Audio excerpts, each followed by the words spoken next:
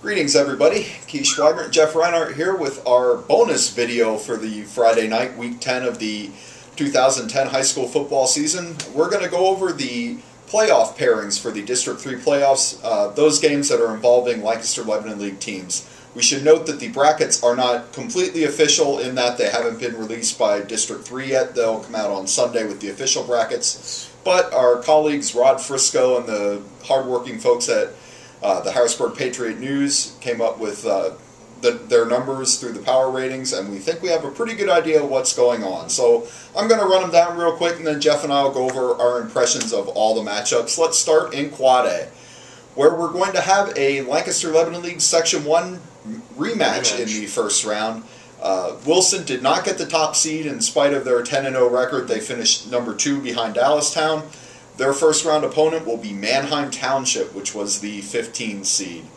Moving on, McCaskey, which had a great season this year, 7-3. They're going to be on the road in the first round. They're taking on Red Lion, which I believe knocked off Manheim Township during the non-league games, if I remember correctly. Yeah, Red Lion did beat Township this season, so there's a common opponent there. Right. Now, here's where it gets a little tricky, because there's a game on Saturday between Harrisburg and Bishop McDevitt that's going to have an effect on both the Quad A and the AAA brackets. But we know Penn Manor is in. We know the Comets are going to be on the road. Yes. If Harrisburg knocks off McDevitt tomorrow, Penn Manor will be going to Harrisburg.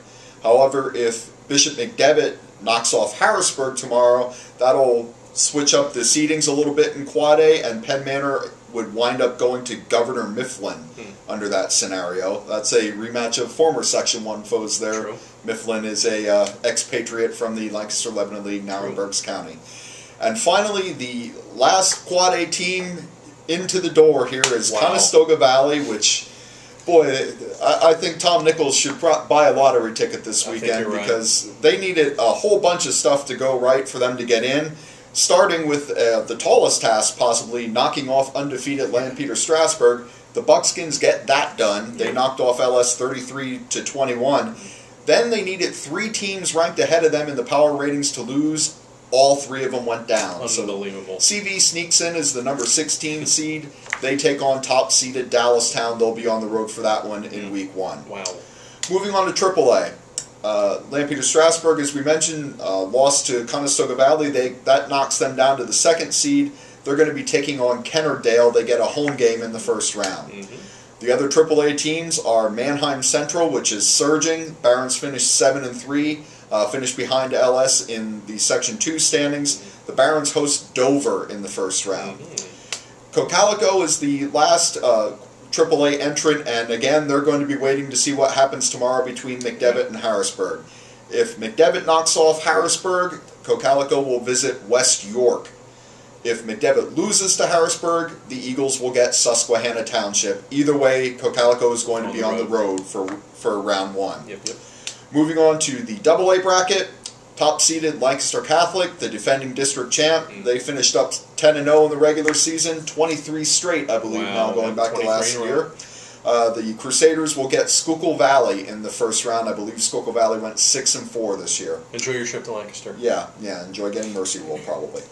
And finally, in Single A, the 4-5 seeds are the only ones that are going to play in the first round because of the shortened field. Columbia comes in as a number 5 seed. The Crimson Tide went 4-6 this year. They go to Steel High in that first round game. The Rollers were 6-4. So there you have it. 11 teams from the Lancaster Lebanon League in the playoffs this year. Jeff, what are your impressions? CV getting in the way it got in. Are you kidding me? Yeah. I mean, they needed 3 teams to lose. They all lose. CV needs to win. It beats 9-0 LS. That's amazing.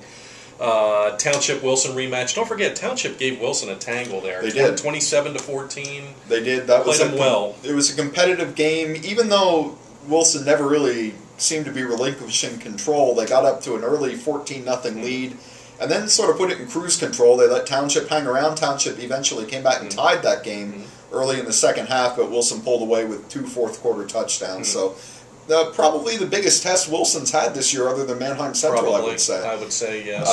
But, really, I think the Bulldogs would still be favored in that in the rematch. I saw Wilson tonight, and they're loaded. Yes, Columbia, last time Tide was in district, played Steel High, so that'll be a rematch from a couple years ago. And I think I think, I'm trying to rack my brain to think what the brackets look like, but if Central wins and LS wins, Second round rematch. second round, Central at LS, and everybody's been harping for that all week. Yeah, I know there would be a lot of happy people in Manheim if that one materializes, and I think it will. I think both of them will win in the first round. I think you're right about that bracket, so I think we could be looking at a Manheim Central LS rematch in round 2. Well, that'd be interesting. We'll wait and see. Absolutely. So there you have it. The official brackets, as we mentioned, will be out on Sunday, released by District 3.